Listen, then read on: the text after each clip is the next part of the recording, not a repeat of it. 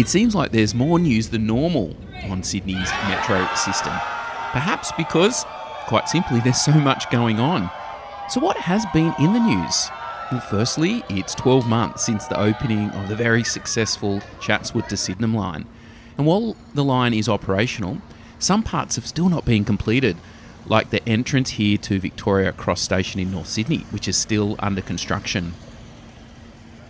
The second bit of news that caught my eye was a milestone has been reached on the future Sydney Metro West Line, as the tunnel boring machine, TBM Ruby, has just been launched into the final leg of tunnelling, which is a 1.1 kilometre journey from the future Piermont station to the future Hunter Street station, where it is expected to break through later this year. And in the coming weeks, TBM Jessie will follow suit, carving out a parallel path to TBM Ruby.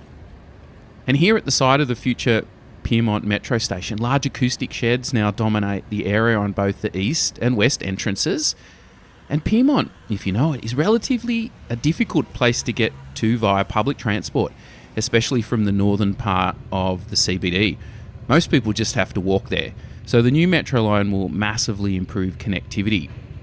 And talking about the CBD, the third bit of news that caught my eye is that at Hunter Street in the city, the line's deepest underground structure is now being fitted out with around 50,000 square metres of blue waterproof lining, where about 250 workers are on site daily, working around the clock.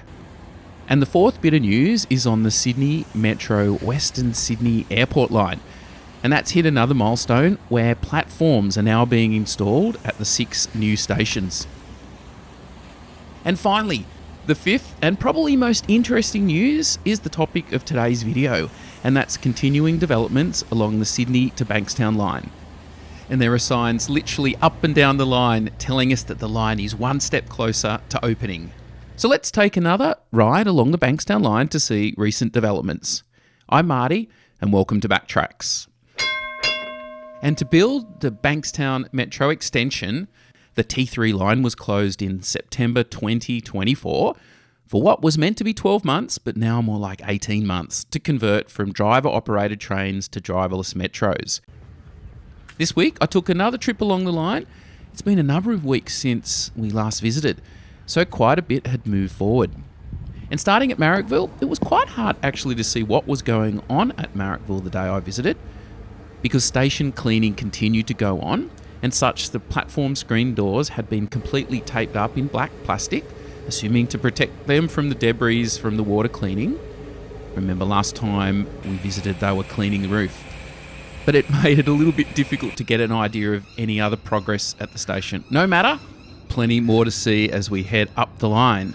And we reached Dulwich Hill, and when I visited, construction activity was focused on the platform screen doors, with workers continuing to tinker with them.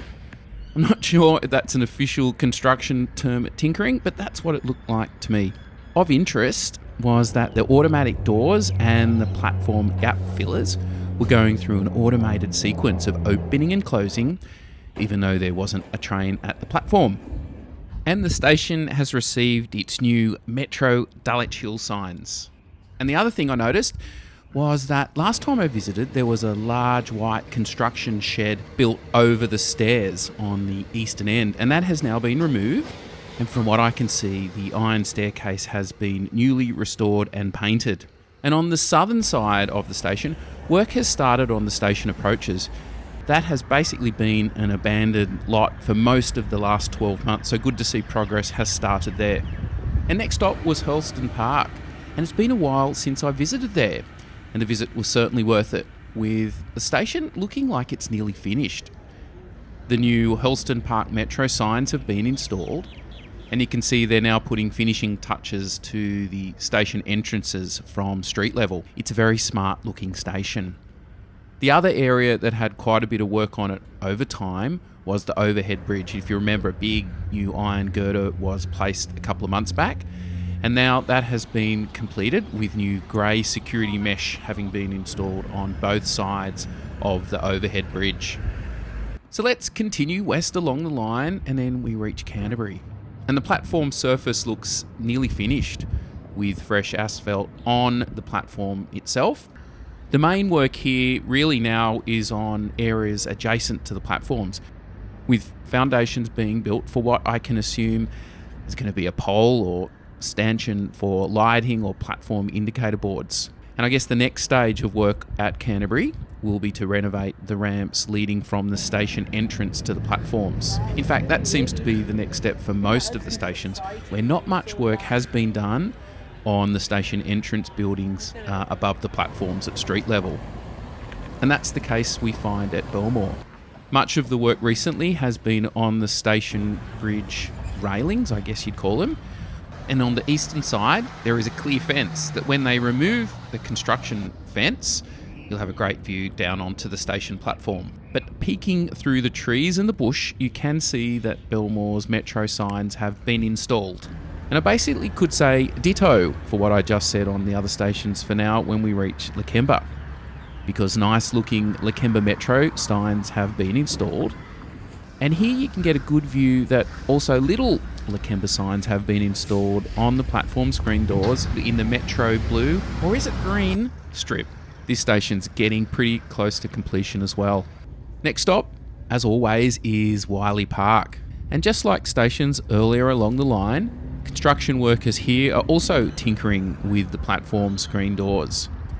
And the metro signage has been installed on the main metro signs and along the platform screen doors as well. Again, not much has changed at street level with the entrance buildings, but I guess that is going to be the next stage. They're focusing on the platforms themselves so they can get full train testing and later trial operations going. And while that's all progressing along the line, they can finish off the station entrance buildings. And it was good to visit Punchbowl this time because there was plenty of workers on site, again, working on the platform screen doors. Now, they were certainly doing more than just tinkering here because they were removing all the coverings to the door mechanicals. But with the doors open, it gives a good view of the station platform, also with fresh asphalt, which we saw being laid the last time we visited. And now we arrive at Bankstown. Well, it's been a couple of months now since the new extended platform on the Sydney Trains station has been opened, so it can accept 8-car trains, but I noticed again, only 4-car trains are running. So much ado about nothing for the moment. While we enjoy footage of the new Metro and Sydney Trains buildings, let's talk about the impact that the opening of the Chatswood to Sydenham part of the line has had. Over 210,000 trips are made daily, including 120,000 under Sydney Harbour. And it has removed some congestion on the original Sydney Trains lines. North Sydney Station has basically seen the people using it halve, and St Leonard's is down a third to just 10,000 people following the opening of the Crow's Nest Station.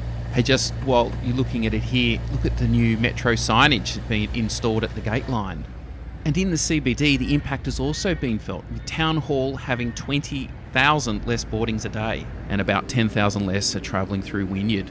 And which is the most popular of the 8 new city stations and platforms? Well, probably could guess this one. It's Central Station, with about 22,000 people using the metro platforms each day. And Martin Place is the second busiest, with just over 20,000 as well. So what will the opening of the Bankstown section of the line do? One could only assume that more people will be using the city stations of the metro line.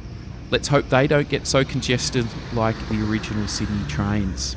Okay, so what's happening at Bankstown here in this footage? A lot of work is continuing on fitting out the insides of the station buildings, but also on the earthworks for the pedestrian wall that will link the 2 new station buildings.